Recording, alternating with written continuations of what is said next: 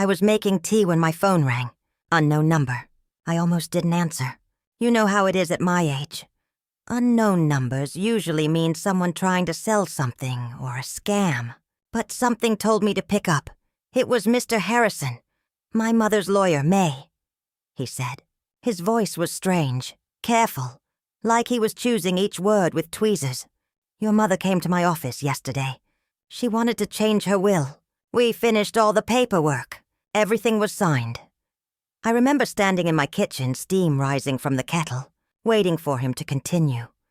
Waiting for him to say something that made sense. Then he said it. Your mother passed away last week, early Tuesday morning. A heart attack. Very sudden. I'm so sorry for your loss. The kettle hit the floor.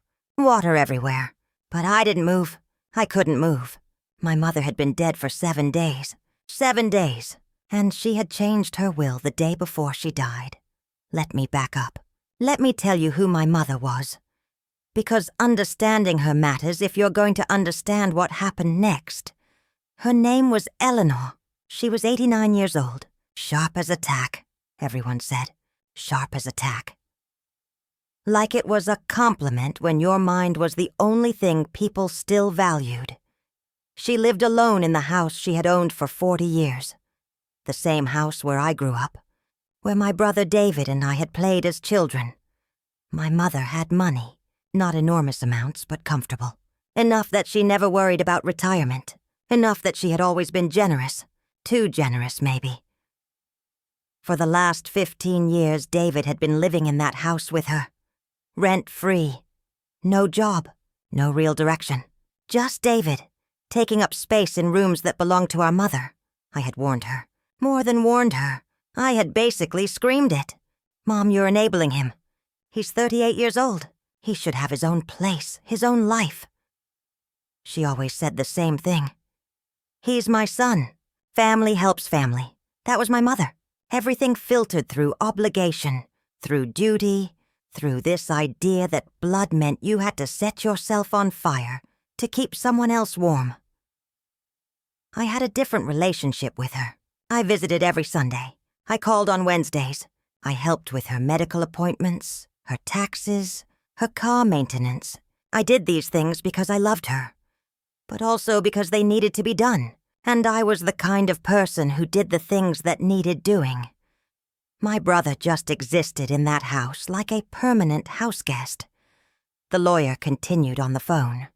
According to the new will, your brother David is the primary beneficiary.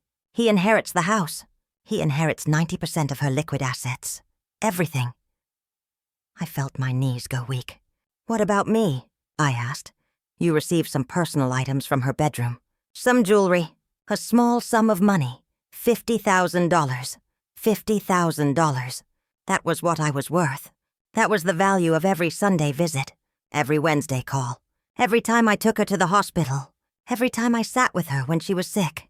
Every time I chose her over my own family. Because duty called. My brother got the house. A house worth probably $600,000 in that market. My brother got the investments, the savings, the bank accounts. Everything my parents had worked for. Everything my father had left her when he died 15 years ago. And I got $50,000 and some jewelry from her nightstand. That's when another voice came on the line. Not Mr. Harrison. Another man. May, my name is Dennis Wu. I'm a probate attorney. I'm calling because I've been retained to represent your brother's interests in this matter. However, before we proceed, I need to inform you that there are serious concerns about your mother's mental state when she made these changes. What do you mean? I asked. I mean that, based on our conversation with your brother, your mother showed signs of cognitive decline in her final months. Confusion, forgetfulness, an inability to understand the financial matters. These are red flags in probate law. Your brother is concerned that she may have been coerced or manipulated into changing her will. By who? I asked. Who would manipulate her? There's a caregiver, a woman named Sophie, who started working for your mother 6 months ago. Your brother believes Sophie may have exercised undue influence. Sophie. I knew Sophie. She came 3 times a week. She helped with cleaning and cooking and basic care. I had recommended her, actually. I found her through an agency. She was professional. She was kind. She wasn't someone who needed my mother's money. My brother did. I hung up the phone. I didn't say goodbye. I just hung up and sat on my kitchen floor with my mug of tea gone cold, and my mind racing like an engine with no destination. It took me 20 minutes to call my brother, 20 minutes to steady my voice, 20 minutes to pretend I didn't know what I now knew. David answered like nothing was wrong, like our mother hadn't just been buried 3 days ago without me even knowing. "Hey, sis, what's up? What's up?" "David, what's up is that I just got a call about Mom's will." Silence. She changed it. "The day before she died, everything goes to you." David's voice was different now, defensive. Mom wanted to provide for me. She knew I was struggling. She knew I didn't have what you have. What I have? I worked for it, David. I have 2 jobs because I built a life instead of waiting around for someone to hand me everything. You always judged me for staying with Mom, for not moving out, but you were the one who was never there. I was there every single Sunday, David. I took her to her doctors. I paid for her medications when she couldn't. I was there. And she wanted to repay that with money? Is that what this is about? No. It's about the fact that you're going to fight Sophie over this. You're going to claim Mom was mentally unfit so you can keep the house. I didn't say anything about Sophie. That came from the lawyer. Because I told him to say it. David's voice changed again. He wasn't angry anymore. He was pleading. "May, I need this house. I need this money. I don't know what I'm going to do if I don't have it. The mortgage, the property taxes, everything Mom was covering for me." He didn't even realize what he'd just said. He thought the house was his already. He thought he'd already inherited it in his mind. You have to understand something, David. Our mother died thinking you needed her to survive. She died working until the end to keep you comfortable. And the last thing she did was change her will, because Sophie talked to her, because someone finally told her the truth. That's not what happened. Mom was confused. You know how I know she wasn't confused? Because she had the clarity to change her will without telling either of us. She had the clarity to go to a lawyer and explain her wishes. If she was confused, she would have called me. She would have called you. She would have asked for help. But she didn't. She went alone and made a decision. Her decision. That's when I heard it. A sound in the background of the call. Crying. Not David crying. Someone else.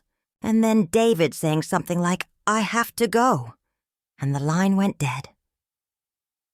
I sat with that phone call for days. I didn't eat. I didn't sleep.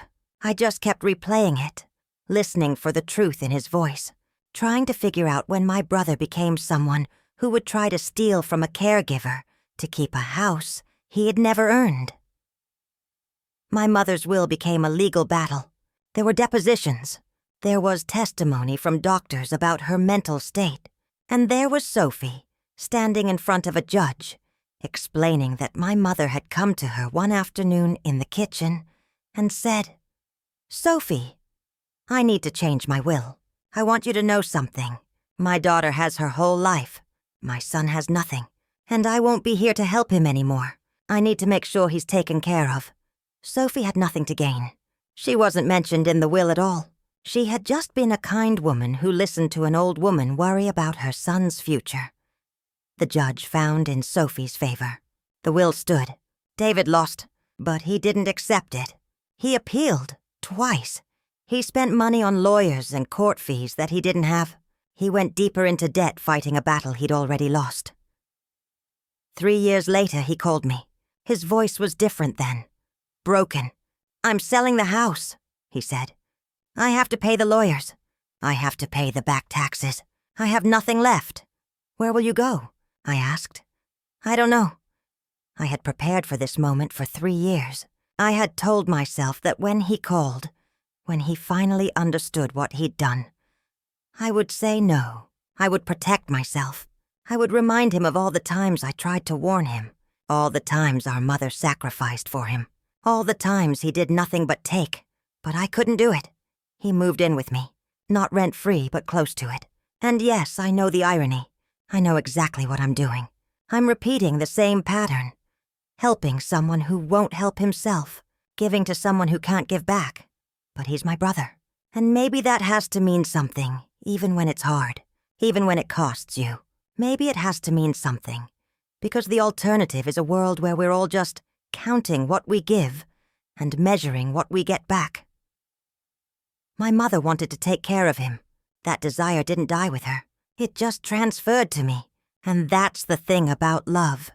The thing nobody tells you when you're young. It doesn't end when someone dies. It just finds new vessels. It keeps flowing into people who maybe don't deserve it, but who need it anyway. The house sold. David moved in with me, and I'm still here.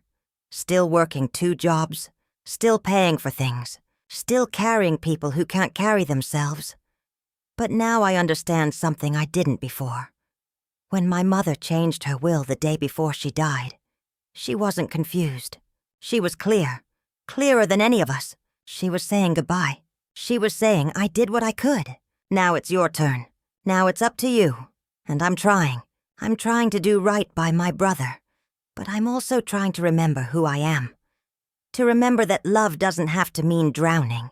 To remember that sometimes saying no is the only way to say yes to yourself. So, what would you do in my place? Would you have fought harder? Would you have let him sink? Would you have done something differently from the start?